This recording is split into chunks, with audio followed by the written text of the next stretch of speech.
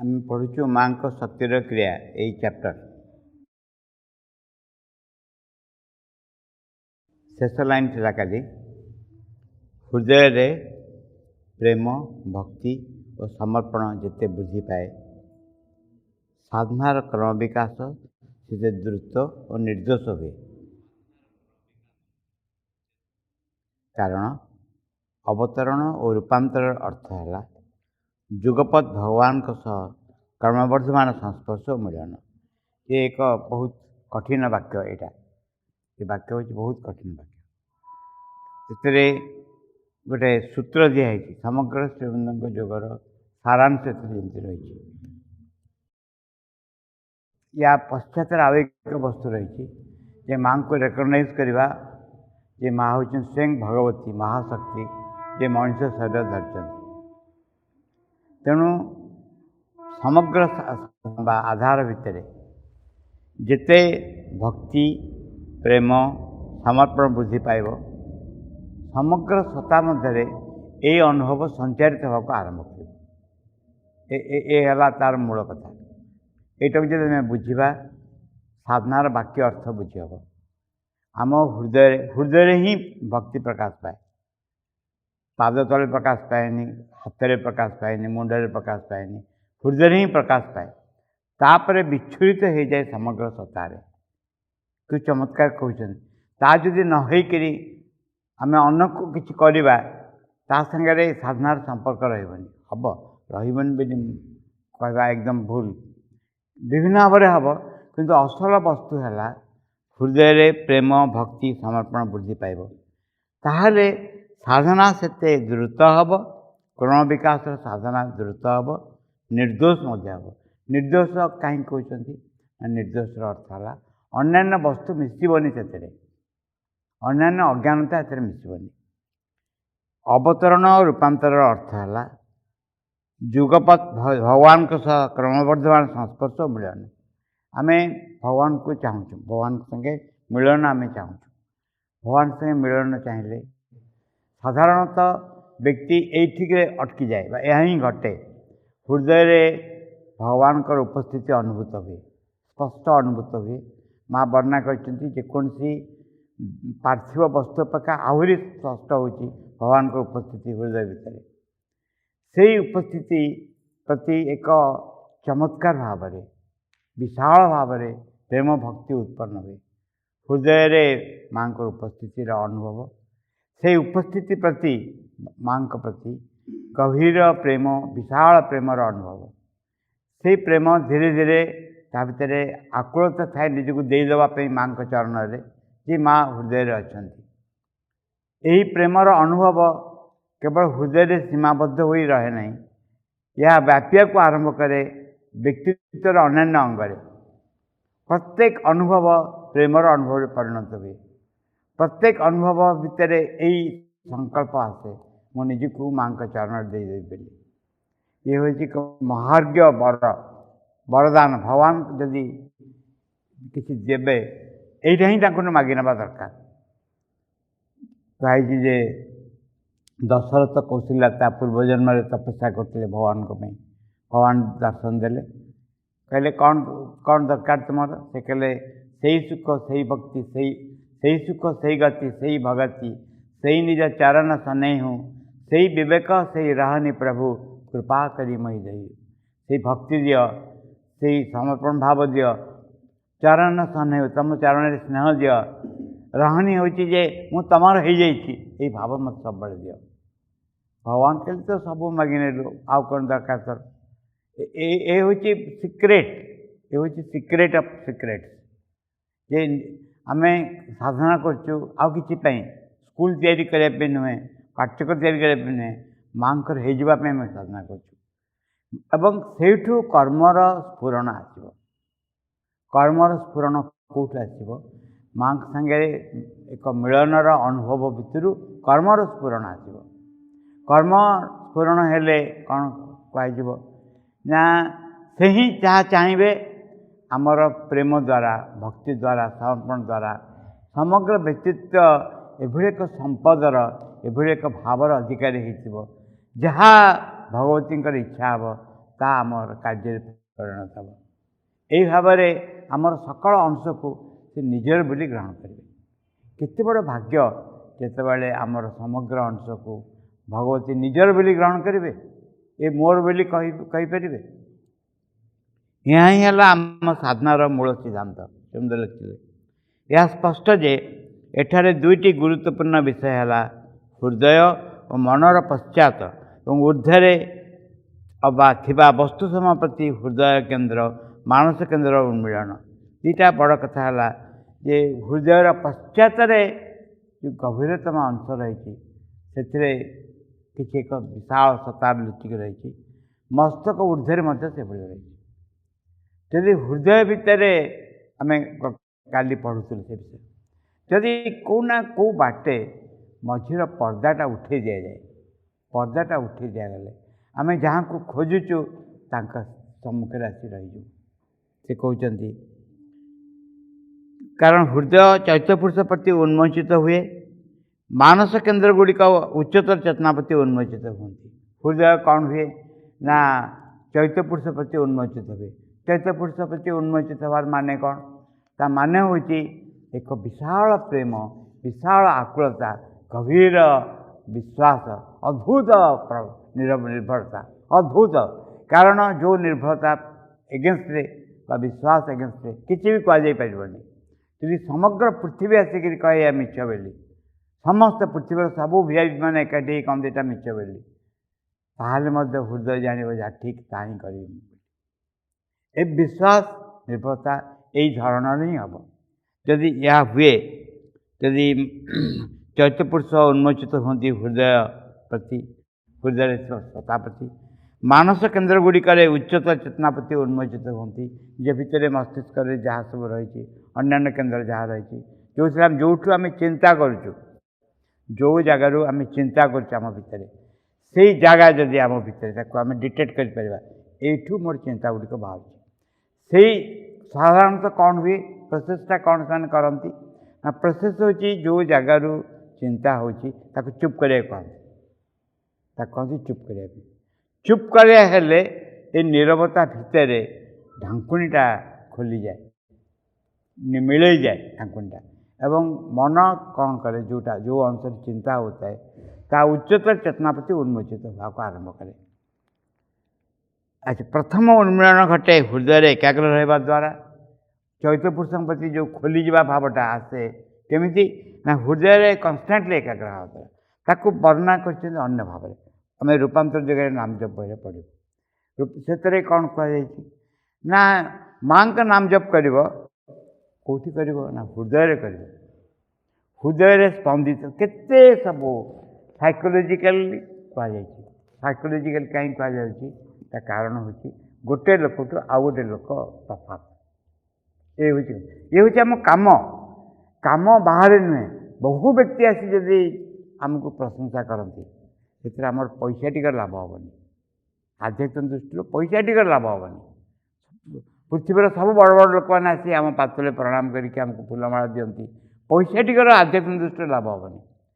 जोटा दरकार से that we have to do it. जो सकाशे आम बंचिकी रहीचु जो कम आम करने जाइए से कौन है जे हृदय चैत्य पुरुष प्रति उन्मोचित हुए, मानस केन्द्र गुड़िक उच्चतर चेतना प्रति उन्मोचित होती। यही चैत्य पुरुष उच्चतर चेतना भितर घनिष्ठ संबंध ही सिद्धिर प्रधान उपाय एवं चैत्य पुरुष उच्चतर चेतना जो मानस केन्द्र संपर्क हो महान सिद्धि आड़ को नहीं। कारण दीटाक गोटे गोटेकर कम हो जहाँ पाइबा पकईदे बुझे पकईदे माने कौन हृदय प्रेमर अग्नि जलुची बा ता प्रेमर अग्निर पश्चात माँ साक्षात उपस्थित रही। इमेजिन कर होम हो यज्ञ हो यज्ञ पश्चात देवी निजे ठिया जहाँ यज्ञ होती कौन कर यज्ञ कौन कराऊँगी जी जहाँ पाँच आनी अर्पण करदे से धूत की जलिक अफरिंग चल जाऊँगी भगवती प्रति जी सामने ठिया एक्जाक्टली हृदय को भितर गभीर भितर माँ प्रति गभीर प्रेम श्रद्धा विश्वास अग्नि जलुची ता पश्चात माँ साक्षात उपस्थित रही। आम भितर थिबा सबू भावना सबू चिंता सबू समस्या को आम धरी आणुचु से पकई दूचु से प्रेम अग्नि रे भस्मीभूत हो जाऊँ फुथुफुथि सब जलुची ये हूँ साधनार उपाय साधनार खाली उपाय नुहे ये हूँ बाट ये हूँ उच्चतर चेतना बंची रहार बाट सिद्धिर प्रधान उपाय प्रथम निर्माण घटे हृदय एकाग्र रहा द्वारा आम अंतर में आविर्भाव होगापी चैत्र पुरुष मध्यम आमर समग्र प्रकृति को अधिकार और चालित करने भगवान को आह्वान करने द्वारा ये हूँ मंत्र नंबर 1 प्रथम निर्माण घटे कौथे हृदय एकाग्र कन्स्टांटली हृदय एकाग्र हृदय केमती एकाग्र रही अंश बाट सब प्रत्येक लोक अलग यही अंश माँ का ना स्मरण करम हृदय गोटे अंश माँ का ना स्मरण कर बाकी अंश ताको शुणुची शुणा बुझे जो मो सामने जड़े किए बसिक माँ का ना जप कर शुणुची हाँ जप कर माँ का ना ठीक से भाव में हृदय उच्चारित होची माँ का ना एवं एवं आम शुणुचे हाँ जड़े किए हृदय माँ का ना जप कर this becomes a great meditation ये गोटे ध्यानर उपाय हो जाए जे आम कौन कर माँ का ना किंतु अन्न ये हूँ अंतर साधना इनर साधना आउ कौ उपाय घटना सब घटेनि आम तापर नेक्स्ट कौन हो उन्मरण उन्मरण उन्मरण हूँ उन्मोचन घटे भीतर खोली जाए से आड़ को झरकाटा कौन हो घर भीतर गरम हो बहुत गरम हो बाहर ठंडा पवन बहुची झरका खोली जाएगा झरका खोलीदे कौन हम ना बाहर ठंडा पवन घर भीतर को पशि आसला घर को शीतल करने को आरंभ कला एक्जाक्टली से भाव में घटे कौन भीतर जो अवस्था से खोली जाए भीतर पर्दा खोली जाए झरका खोली जाए कड़े चैत्र पुरुष प्रति एवं बाहर पवन में कौन अच्छी प्रेम भक्ति विश्वास निर्भरतार पवन बहुची से घर भीतर को पशि आसे घर भीतर पशि आसिक घर भीतर को शीतल करने को आरंभ करे ये हूँ सब रूपक रूपक हूँ सिंबल सब रूपक सब ये किंतु व्यक्ति कौ रूपक आश्रय कर कौन ता जीवन में घटो तापर निर्भर कर निजर घटो या किसी कम नुहे किसी कम वस्तु नुहे प्रत्येक व्यक्ति निजे डिसाइड कर कौन ता जीवन में घटे कौ रूपक को से आश्रय कर कारण प्रत्येक व्यक्ति हूँ तो अलग अलग हो पाए कौ जगार सर्वसाधारण नियम ना एमती कौटी ना तापर कहते चैत्र पुरुष एवं आम भितर एक आकुलता आसे से आकुलता हूँ रवींद्रनाथ टैगोर गोटे गीत अच्छे गीत नुहे ड्रामा भाया गद्यटा पढ़ी राजा अच्छा राजा जड़े ये कहते राणी कहते जे हे राजा तमें आस मत अधिकार कर तुम मत अधिकार कर एक्जाक्टली भितर माँ माँ अच्छा स्वयं हृदय भितर माँ अच्छा बाहर गोटे आकुलता बढ़ी बढ़ी बढ़ी बढ़ी चली से आकुलता कौन बढ़ुची तमें ना तमें जे मो हृदय रही मत अधिकार कर मोर चिंता को अधिकार कर मोर अनुभव को अधिकार कर मोर सकल सिद्धांत को अधिकार कर मु नुहे जितेबाला आम कहूँ तुम इच्छा पूरण हो आम थियोरिटिकली कहूँ प्रैक्टिकली कह जाए जितेबाला आम सतरे चाहूँ जे मो इच्छा जलांजलि देदेवी मुझे जहाँ को भल पाए मुझे जहाँ को निजर बोली मन करे इच्छा ही पूरण हो मो इच्छा नुहे मो इच्छा को कहीं खातिर करें निजको खराब लगे छड़ा आई इच्छा मैं बहन कर चली जमा भल लगे यही भाव कहते आम अंतर आविर्भाव होगापी तमें मो भितर अंतर मम विकसित कर अंतर तम हे जो तमें आलुओ कर दियो ना लाइन चल जाए मो भर हृदय भर लाइन चल जाए आलुओ तुम कर दियो तमें निजे विकास कर एवं मो जीवन में आविर्भूत हो प्रति फिलिंग रे आम उपस्थित जमी अनुभव हुए चैत्र पुरुष मध्यम आम समग्र प्रकृति को अधिकार कर चालित करने भगवान को आह्वान करने द्वारा चैत्र पुरुष होती सूत्र जहाँ फल आम भगवान को अधिकार कर भगवान आमको अधिकार करेंगे से मध्यम देक अधिकार करेंगे चैत्र पुरुष जमी हाथ से हाथ में कौन स्पर्श कौन लगे से स्पर्श अच्छी भक्ति प्रेम समर्पण विश्वास निर्भरता आकुलता भगवान प्रति से आकुलतार हाथ ମାଙ୍କ ପାଖକୁ ଚାଲି ଆସୁଛି, ମା ହାତ ବଢ଼େଇ ଦେଉଛନ୍ତି, ଯେଉଁଠି ଯେଉଁଠି ଟଚ୍ କରୁଛନ୍ତି, ସିଙ୍ଗଲ ଟଚ୍, ଯେଉଁ ଜାଗା ଟଚ୍ କରୁଛନ୍ତି ସେ ଜାଗା ଆକୁଳତାରେ ପରିପୂର୍ଣ୍ଣ ହେଇଯାଉଛି। ସାଧନାର ଏଇ ଭାଗଟିର ପ୍ରଧାନ ଅବଲମ୍ବନ ହେଲା ଅଭିଷ୍ଠା, ପ୍ରାର୍ଥନା, ଭକ୍ତି, ପ୍ରେମ ଓ ସମର୍ପଣ। ଏଇ ଅନୁସାରେ ସାଧନାର ଯେଉଁଟା ସେଇଟାରେ କ'ଣ ହେଲା, ଅବଲମ୍ବନ କ'ଣ ହେଲା, କେଉଁ ସୂତ୍ର ଦେଇକି ଜଣେ ଯିବ, ହେଲା ଅଭିପ୍ସା, ପ୍ରାର୍ଥନା, ଭକ୍ତି, ପ୍ରେମ ଓ ସମର୍ପଣ। ଆମ ଅଭିପ୍ସାର ସାର୍ଥକତା ପଛରେ ଯାବତୀୟ ଅନ୍ତରାୟର ପ୍ରତ୍ୟାଖ୍ୟାନ। ଏଠି ଗୋଟେ ବିଷୟ ଆମେ ତାର ସମ୍ମୁଖୀନ ହେଉ, ତାକୁ ଆଭଏଡ଼ କରୁ, ସେ ପ୍ରଶ୍ନର ଉତ୍ତର ଦେବା ପାଇଁ ଆଭଏଡ଼ କରୁ।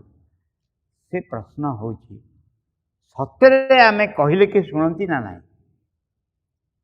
ଯେତେବେଳେ ମୁଁ କୌଣସି କଥା କହୁଛି, ପ୍ରାର୍ଥନା କରୁଛି, ବା ବିପଦରେ ପଡ଼ି ଡାକେ, ବା ସମ୍ପଦରେ ପଡ଼ି ଡାକେ, ବା ମୁଁ ଚାହେଁ ଯେ ତମେ ଟିକେ ମୋ କଥା ଶୁଣ ବୋଲି, ଆମ କଥା କିଏ ଶୁଣନ୍ତି ସତରେ? ବ୍ୟକ୍ତି ଭାବେ ଯେମିତି ସାମ୍ନାରେ ମୋ ଯିଏ ବସିଛନ୍ତି ତାଙ୍କୁ କହିଲେ ଗୋଟେ କଥା ସେ ଶୁଣିବେ, ସେ ତାଙ୍କ କଥା ବି ମୁଁ ଶୁଣିପାରିବି, ମୋ କଥା ସେ ନିଶ୍ଚୟ ଶୁଣିବେ। ସାମ୍ନାରେ ଯିଏ ବସିଛନ୍ତି ଯାହା କହିବେ ସେ ଶୁଣିବେ ନିଶ୍ଚୟ। ସେଇଭଳି ଶୁଣନ୍ତି ନା ଏକ ବିଶ୍ୱବ୍ୟାପୀ ଶକ୍ତି ରହିଛି, ପବନରେ ଯେମିତି ଅକ୍ସିଜେନ୍ ରହିଛି, ସେ ଅକ୍ସିଜେନ୍ ଜଣେ ତାକୁ ଯେକୌଣସି ସମୟରେ ନେଇପାରିବ। ପର୍ସନାଲ୍ ଅକ୍ସିଜେନ୍ ନୁହେଁ କିଛି। ତୁମେ ପର୍ସନାଲି ପ୍ରେଜେଣ୍ଟ ଅଛ ନା ବ୍ୟାପକ ଭାବରେ ଉପସ୍ଥିତ ରହିଛ, ଯାହାଫଳରେ ମୋ ସାଙ୍ଗେ ସମ୍ପର୍କ ଅଲଗା ରକମ, ଗୋଟେ ବ୍ୟକ୍ତି ସାଙ୍ଗରେ ସମ୍ପର୍କ ଅଲଗା ରକମ ହେବ। ପର୍ସନାଲି ତୁମେ ମୋର ମା କି? ତୁମେ ଯାହାକୁ ମୁଁ ମା ବୋଲି ଡାକୁଛି, ତୁମେ ପର୍ସନାଲି ପ୍ରେଜେଣ୍ଟ ଅଛ, ତୁମକୁ ଡାକିପାରିବି ମୁଁ କି? ତୁମେ ଡାକିଲେ ମୋତେ ହିଁ ଓଁ କରିବ, ସମସ୍ତଙ୍କୁ ଓଁ କରିବନି। ଯାହା କାନ ତାବଦା ଥିବ ଶୁଣିପାରିବନି, ଯାହା କାନ ଭଲ ଥିବ ସେ ଶୁଣିବ। ସେଇଭଳି ନା ମୋ କଥା ତୁମେ ଶୁଣିବ ମୁଁ ତୁମକୁ ଡାକିଲେ? ଏଇ ପ୍ରଶ୍ନ ଆମ ଭିତରେ ଅନ୍ତରାଳରେ ରହିଥାଏ। ବହୁ ସମୟରେ ଆମେ ସେ ପ୍ରଶ୍ନକୁ ଆଭଏଡ଼ କରୁ, ବହୁ ସମୟରେ ଆମେ ପ୍ରଶ୍ନଟାକୁ ଆଭଏଡ଼ କରୁ।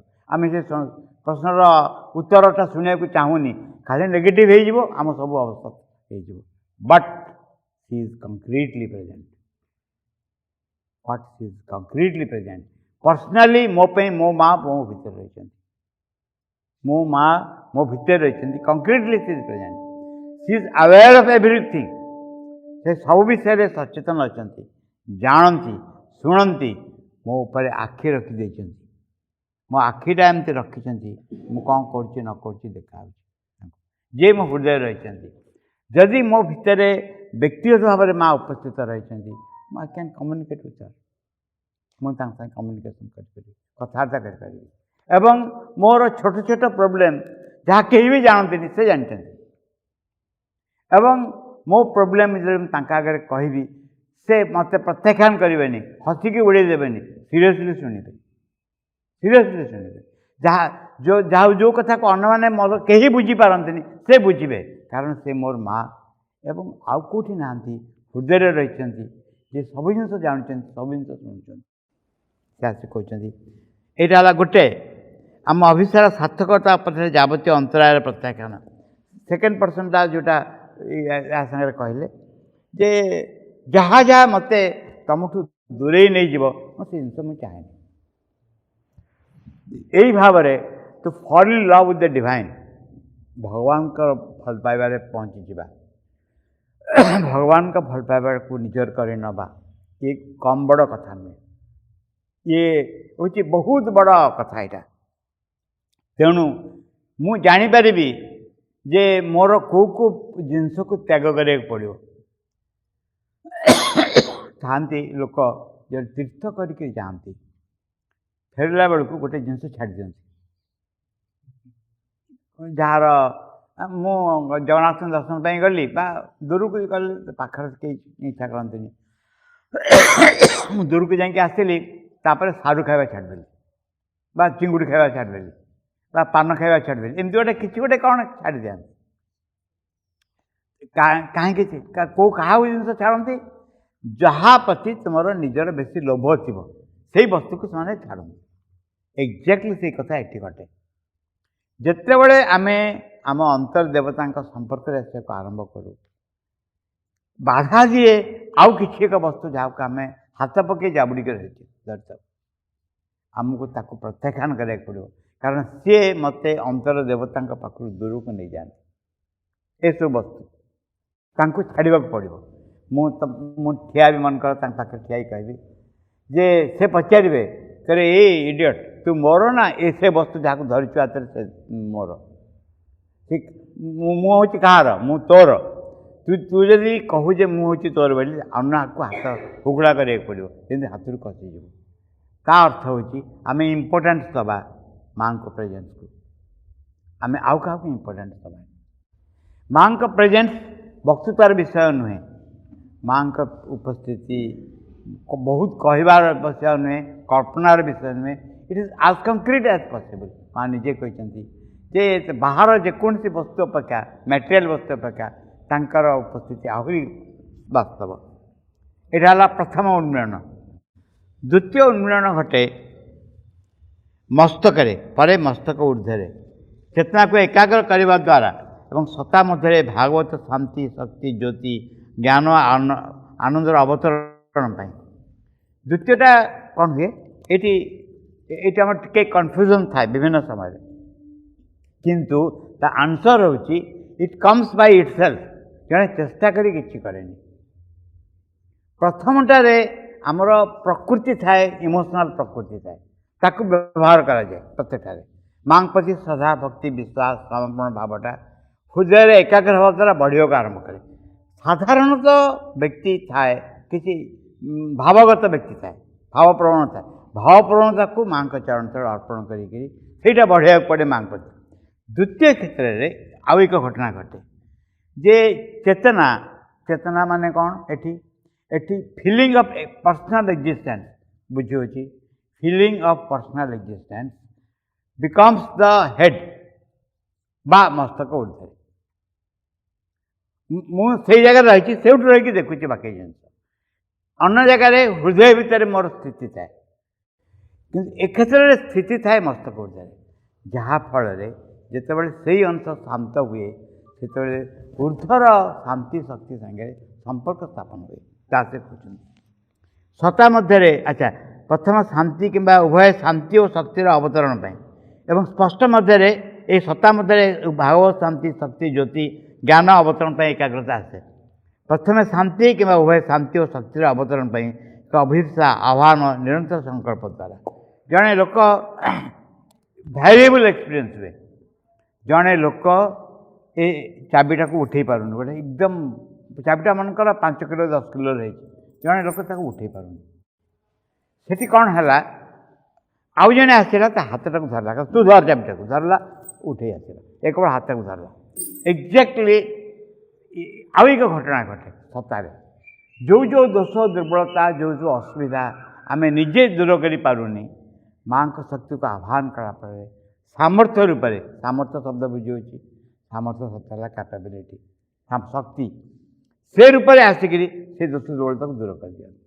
କିନ୍ତୁ ଏ କ୍ଷେତ୍ରରେ ପ୍ରଶ୍ନ ଗୋଟେ ଥାଏ। ସେ ପ୍ରଶ୍ନ ହେଉଛି ଯେ ଆମେ କ'ଣ ଆମ ଦୋଷ ଦୁର୍ବଳତା ପ୍ରତି ବହୁ ଆସକ୍ତ? এই ଜାଗାରେ ହିଁ ପ୍ରୋବ୍ଲେମ୍ ହୁଏ। So it takes life together. ଆମେ ଆମର ଦୋଷ ଦୁର୍ବଳତା ପସନ୍ଦ ଅପସନ୍ଦ ସବୁ ପ୍ରତି ଆମେ ବହୁତ ଆସକ୍ତ। ଯଦି ବହୁତ ଆସକ୍ତ ଆମକୁ ଜବରଦସ୍ତ କରିବେନି। ଆମେ ନିଜେ ଗୋଟେ ଡିସିସନ୍ ନେବାକୁ ପଡ଼ିବ ଯେ ଘଟଣା ମୋ ଜୀବନରେ ଘଟନ୍ତା କି, ମୁଁ ସମ୍ପୂର୍ଣ୍ଣ ଭାବେ ତାଙ୍କର ହେଇଯାଆନ୍ତି କି, ମୋ ଭିତରେ ତାଙ୍କ ପ୍ରତି ଶ୍ରଦ୍ଧା ଭକ୍ତି ବିଶ୍ୱାସ ବଢ଼ିବା ସାଙ୍ଗେ ସାଙ୍ଗେ ଶାନ୍ତ ଭାବ ବଢ଼ି ଆସନ୍ତା, ଶକ୍ତିର ଭାବ ଚାଲି ଆସନ୍ତା। ଶାନ୍ତ ମାନେ ମୋ ଭିତରେ କେଉଁ ଅଂଶରେ କିଛି ଚଞ୍ଚଳତା ରହନ୍ତାନି। ତାପରେ ସେ କହୁଛନ୍ତି ପଢ଼ିବା ଏଇଟା ଅବଶ୍ୟ କେହି କେହି ପ୍ରଥମେ ଜ୍ୟୋତି, କେହି କେହି ଆନନ୍ଦ ଅଥବା କେହି କେହି ଜ୍ଞାନର ସହସା ବର୍ଷଣ ଅନୁଭବ କରନ୍ତି। ଡିପେଣ୍ଡ କରୁଛି ଏ ଲୋକ ଉପରେ। କେହି କେହି ଭାବନ୍ତି ନୁହେଁ, ଅନୁଭବ କରନ୍ତି ଜ୍ୟୋତି ଶକ୍ତି ଜ୍ଞାନ ବିଭିନ୍ନ ବସ୍ତୁ। ଜ୍ଞାନ ମାନେ କ'ଣ ହୁଏ? ଜ୍ୟୋତି ଶକ୍ତି ହେଉଛି ନା। ସାଲେପୁରରେ ଯେଉଁ ରସଗୋଲା ମିଳେ ସେ 2-3 ରକମର ଥାଏ ମିଠା। ଗୋଟେ ଛେନାପୋଡ଼ ପିଠା ଥାଏ, ରସଗୋଲା ଥାଏ, ଆଉ ସବୁ ରକମ ଥାଏ। ଯିଏ ସାଲେପୁର ଜମା ଦେଖିନି, ମିଠା ଜୀବନରେ ଯିଏ ଚାଖିନି, ତା ଆଗରେ ତୁମେ ସାଲେପୁର ଛେନାପୋଡ଼ ପିଠାର ବର୍ଣ୍ଣନା ଦେବ, ସେ କ'ଣ ବୁଝିବ? ଆମମାନଙ୍କ ଅବସ୍ଥା ହେଉଛି ସେ। ଆମମାନେ ଏସବୁ ବିଷୟ ଥିଓରିଟିକାଲ ହେଇଯାଉଛି ମୋଷ୍ଟଲି, କିନ୍ତୁ ଆମ ଚେତନାର ଅସ୍ପଷ୍ଟରେ, ଚେତନାର ପଶ୍ଚାତରେ ଏହାର ପ୍ରତ୍ୟକ୍ଷ ଅନୁଭୂତି ରହିଛି।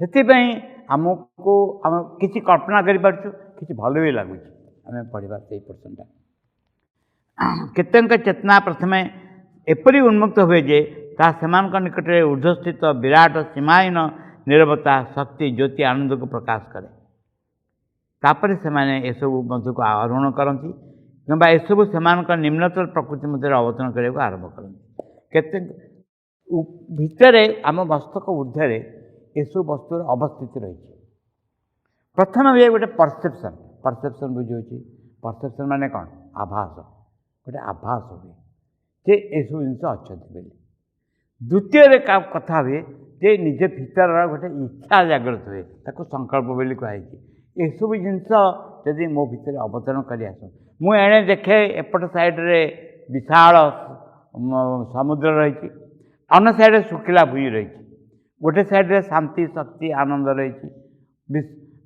निर्भरता विश्वास तो अलग स्थान कथा एपट साइड्रे अशांत अस्थिरता रही तापर भितर हुए से जिनस या भितर अवतरण करता कि केते भल लगता यही संकल्प एक जागृत संकल्प हिसाब से दिन राति लगिकी रही है तापर से कहते अन्य केतेक क्षेत्र में से एसब मध्य को आरोहण करती उठी जाती ता भर को कि खसी आसे कि एसबू से निम्नतर प्रकृति मध्य अवतरण करने आरंभ करती अन्य केतेक क्षेत्र में अवतरण घटे प्रथम मस्तक मध्य सेठारु हृदय स्तर पर्यंत तापर नाभि तार निम्न को परिशेष शरीर सर्वत्र कि एपरी एक अवर्णनीय उन्मूलन हुए जो अवतरण क्रिया अनुभूत नहेले शांति ज्योति व्याप्ति शक्तिर द्वारा उन्मुक्त हुए कि विश्वचेतना दिगरे एक दिगंत प्रसारी उन्मूलन हुए कि सहसा प्रसारित मन राज्य ज्ञानर परिस्फुटन हुए ये हूँ परवर्ती अवस्थार कथा आम जस्ट शुणा कौन कौन हुए ना जो शक्ति अवतरण करे जो चेतना शांति अवतरण करे ता गोटे गोटे जगह को छुई जाए जे जो जो जगह को छुई जाए से जगह रूपांतरित हो जाए परिवर्तित रूपांतरित इज नॉट द वर्ड परिवर्तित हो जाए जो जगह अशांति थाए भीतर शांतिता को छुए जाए जो जगह कि बुझी हो न थाए मुंडरे मुंड शांत हो जाए ज्ञान अवतरण घटे बुझा को आरंभ करे गोटे छोट कहानी मुझे बहुत थर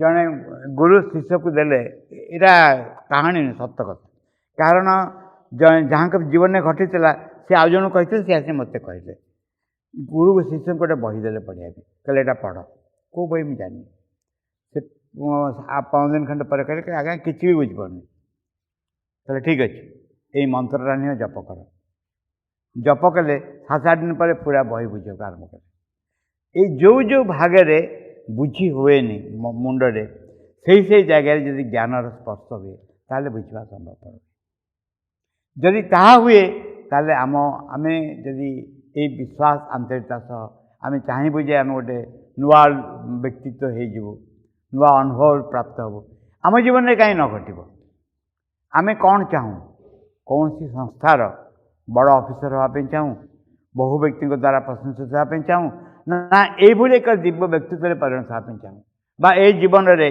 कारण एक घटना घटब ये जीवन में ये जीवन माने केते जीवन रे घटब यह ही आमर लक्ष्य याड़ को आम जाऊँ आम ताकि चाहूँ ताले सचेतन भाव में आमर चेतनार पूर्व भाग में अग्रभाग में या जागृत जीवंत कर रखा पड़ो ये इच्छाटा यही जीवंत कर रखा माने कौन यह घटनता कि मो जीवन में या हूंता कि मो जीवन में जिते बड़े आम इच्छा यहाँ जागृत भाव रहा को ना को बाटे माँ से कार्य करने को आरंभ करें।